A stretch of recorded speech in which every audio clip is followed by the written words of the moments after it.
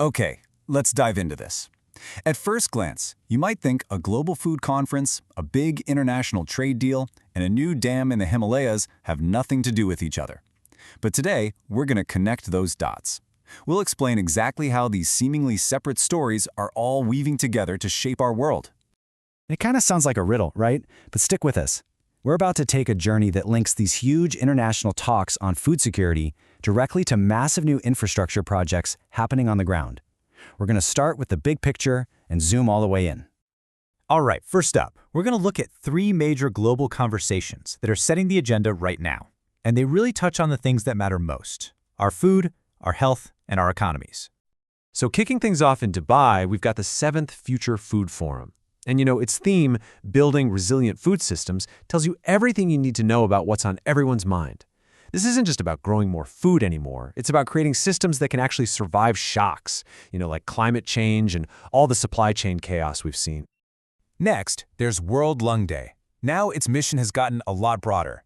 Healthy lungs, healthy life.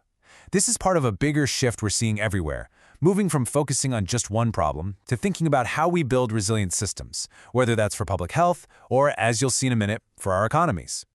And to round out our little world tour, we have World Tourism Day. The theme this year is tourism and green investment.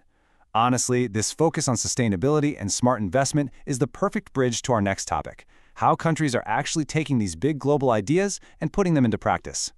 So how do you get from a conversation to real action? Well, let's zoom in on India. Right now, it's forging some really key international partnerships using two very different but equally strategic methods. So on one hand, you've got the diplomatic route. External Affairs Minister S.J. Shankar hosted the Forum for India-Pacific Islands Cooperation, that's FIPIC, with what he's calling a people-centric agenda. Then, on the other hand, you have pure economics. India and Australia just signed what's called a mutual recognition arrangement to make trading organic products way, way simpler.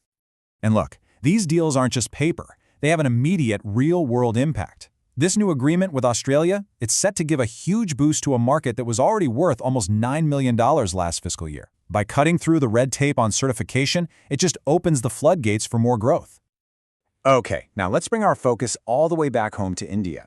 There are two huge domestic initiatives getting off the ground. One is all about making the business world stronger, and the other is about securing the nation's energy future. Finance Minister Nirmala Sitharaman has just launched the GST Appellate Tribunal. So why should you care? Well, if you're an entrepreneur, you know that tax disputes can be an absolute nightmare. This new body is specifically designed to create a system that's fair, that's reliable, and maybe most importantly, that's fast. That is absolutely crucial for boosting business confidence. And now for something on a totally different scale, the Oju Hydroelectric Project in Arunachal Pradesh. I mean, this thing is set to generate a massive 2,220 megawatts of power.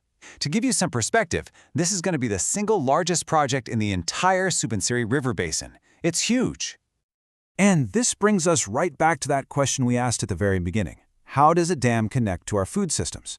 Well, projects like this aren't just about flipping a switch. They're about resource security. This dam will help manage the water flow that's critical for farming downstream, and it'll generate the power needed for food processing and supply chains. See? It makes the whole system more resilient. Plus, its strategic spot near the China border adds a whole other layer of national importance. While these massive infrastructure projects are busy building a nation's foundation, it's really the art and culture that build its soul. So for our final story, let's shift our focus to Tamil Nadu, where they're celebrating the very people who make that contribution. The Tamil Nadu government has announced its prestigious Kale Mamani Awards, and the 2021 list is just packed with incredible talent, from the amazing actress Sai Pallavi and the super versatile actor-director S.J. Surya, to a celebrated director like Lingasamy and the legendary stunt choreographer Super Subarian. It's just a great recognition of all the different skills it takes to bring our stories to life.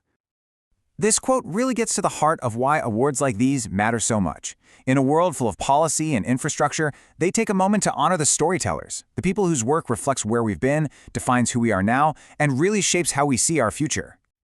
So we've gone from global forums to domestic policy, from massive dams all the way to cultural awards. Let's just quickly pull together the main threads that connect all of these stories. So, what is the big picture here? We saw how this global push for resilience, whether it's in our food supply or in trade, is directly driving action at home. From a new trade deal with Australia boosting the economy, to a massive dam securing water and energy, it's all about building stronger systems.